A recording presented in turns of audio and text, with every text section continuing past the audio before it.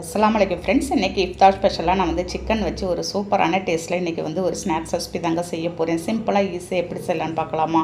அதுக்கு வந்து ஃபஸ்ட்டு ஒரு பவுலில் ஒரு கப் அளவுக்கு நான் வந்து கோதுமை மாவு சேர்த்துக்கிறேன். ஒரு 1/4 ஸ்பூன் அளவுக்கு நம்ம வந்து தூள் உப்பு சேர்த்து ஃபஸ்ட்டு மாவோடு அதை மிக்ஸ் பண்ணிக்கலாம். இந்த ரெசிபிக்கு வந்து மைதா மாவில் கூட செய்யலாங்க. இருந்தாலும் நான் வந்து ஹெல்த்தாக இருக்கட்டும் அப்படின்றதுக்கோசரம் நான் வந்து கோதுமை மாவில் செஞ்சிட்ருக்கிறேன். கொஞ்சம் கொஞ்சமாக தண்ணி தெளித்து நம்ம சப்பாத்தி மாவு எந்த அளவுக்கு கன்சிஸ்டன்சியில் நம்ம மிக்ஸ் பண்ணுவோமோ அதே மாதிரி நீங்கள் வந்து மிக்ஸ் பண்ணிக்க வேண்டியதுதான். ரொம்ப லூஸாக இல்லாத ரொம்பவும் டைட்டாக இல்லாத திட்டமான நம்ம கன்சிஸ்டன்சியில் நீங்கள் வந்து சாஃப்டாக மிக்ஸ் பண்ணிக்கோங்க மாவை. பாருங்கள், இதை ஒரு 1/2 அன் ஹவர் அப்படியே ரெஸ்ட் விட்டுடலாம். இப்போ வந்து ஒரு பேனில் நான் வந்து ஒரு 3 ஸ்பூன் அளவுக்கு ரீஃபைண்ட் ஆயில் சேர்த்துட்டு ஒரு கப்பு ஃபுல்லாக நைஸாக அரிச்ச வெங்காயமும் ஒரு பச்சை மிளகாய் நறுக்கி சேர்த்துக்கிறேன். காரம் உங்களுக்கு கூட குறைச்சி உங்களுக்கு தகுந்த மாதிரி நீங்கள் வந்து சேர்த்துக்கலாம். வெங்காயம் ஓரளவுக்கு 1 நிமிஷம் மட்டும் நம்ம வந்து வதக்கி விட்டால் போதுங்க. பாருங்கள், இப்போ இதில் வந்து ஒரு 3/4 ஸ்பூன் அளவுக்கு இஞ்சி பூண்டு பேஸ்ட்டு, ஒரு 1/2 ஸ்பூன் கரம் மசாலா, 1 ஸ்பூன் அளவுக்கு சிக்கன் மசாலா, ஒரு 1/2 ஸ்பூன் தனி மிளகாய் தூள் சேர்த்துக்கலாம். சேர்த்துட்டு 1/4 ஸ்பூன் மஞ்சள் சேர்த்து ஃபஸ்ட்டு இப்போ இது எல்லாத்தையும் மசாலாவோடு சேர்த்து நல்லா மிக்ஸ் பண்ணிக்கலாங்க.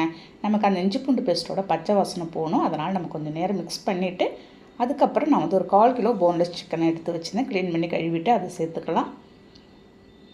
இப்போ இதுக்கு தகுந்த மாதிரி நம்ம வந்து உப்பு சேர்த்துட்டு ஒரு மிக்ஸ் கொடுத்துடுங்க. பாருங்கள், இந்த மாதிரி நல்லா மிக்ஸ் பண்ணிவிட்டு இந்த சமயத்தில் ஒரு 1/2 லெமன் நான் வந்து புழிஞ்சு ஊற்றிடுறேன்.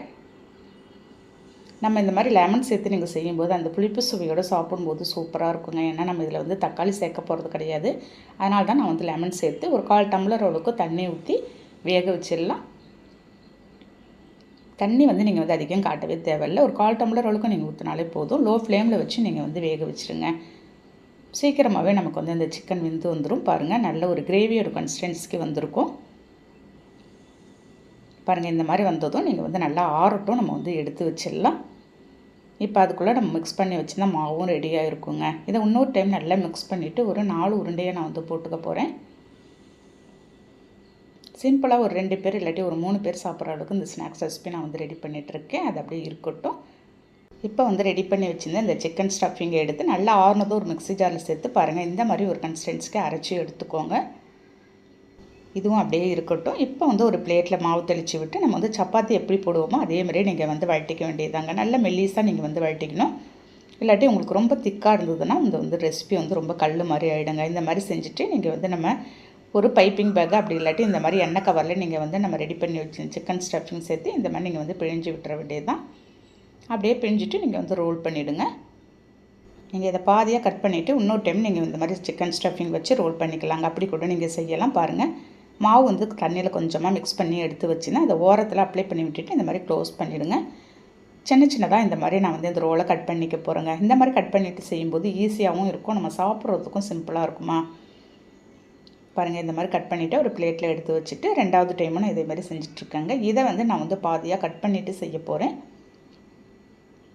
பாருங்கள், ஒரு 2 சுருட்டு மட்டும் நீங்கள் வந்து ரோல் பண்ணிவிட்டு இந்த மாதிரி கட் பண்ணிவிட்டு திரும்ப இன்னொரு டைம் நீங்கள் வந்து சிக்கன் ஸ்டஃபிங் வச்சு அதையும் ரோல் பண்ணி நம்ம வந்து எடுத்துட வேண்டியது தான். அவ்வளோ சூப்பரான டேஸ்ட்டில் இருக்குங்க. இஃப்தார் டைமில் நீங்கள் பிள்ளைங்கள்லாம் உங்கள் வீட்டில் நோன்பு வச்சுருந்தா நீங்கள் இந்த மாதிரி செஞ்சு கொடுங்க, விரும்பி சாப்பிடுவாங்க இந்த சிக்கன் ரோல். இப்போ ஒரு இரும்பு பேனில் நான் வந்து எண்ணெய் ஊற்றிட்டு எண்ணெய் நல்லா ஹீட் ஆனதும் ரெடி பண்ணி வச்சு இந்த சிக்கன் ரோலை ஒன்று ஒன்றா சேர்த்து ஒரு மீடியம் ஃப்ளேமில் வச்சு நம்ம வந்து பொரிச்சு எடுத்துட வேண்டியதாங்க. நோன்பு கஞ்சியோடு தொட்டு சாப்பிடும்போது அவ்வளோ அட்டகாசமான சுவையில் இருக்கும். பாருங்கள், கருக விட்டுறக்கூடாது. போட்டோடனே உங்களுக்கு கருகிற மாதிரி ஆகிடும்.